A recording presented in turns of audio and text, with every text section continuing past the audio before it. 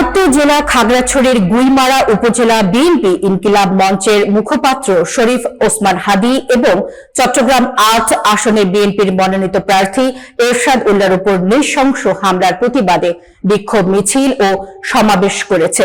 গুইমারা প্রতিনিধি দিদারুল হৃদয় জানান, শনিবার বিকেলে গুইমারা উপজেলা বিএনপির কার্যালয়ের সামনে থেকে বিক্ষোভ মিছিল শুরু হয়।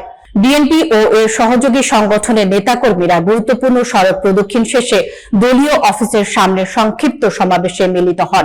সমাবেশে বক্তব্য রাখেন উপজেলা বিএনপির সভাপতি সাইফুল ইসলাম সোহাগ। তিনি অভিযোগ করে বলেন, জাতীয় সংসদ নির্বাচন বানচালের অপচেষ্টা হিসেবে হাদী ও এরশাদ উল্লাহর উপর হামলা করা হয়েছে। তিনি দ্রুত অপরাধীদের শনাক্ত ও গ্রেফতার এবং আইনের আওতায় আনার দাবি জানান। নির্ধারিত সময়ের মধ্যে অপরাধীদের গ্রেফতার করা না হলে আরো কঠোর কর্মসূচি ঘোষণা করা হবে বলেও হুঁশিয়ারি দেন। বিক্ষোভ মিছিল ও সমাবেশে উপজেলা বিএনপির পাশাপাশি যুবদল, ছাত্রদল, স্বেচ্ছাসেবক দল ও শ্রমিক দল সহ অঙ্গ ও সহযোগী সংগঠনের বিপুল সংখ্যক নেতাকর্মী অংশ নেন।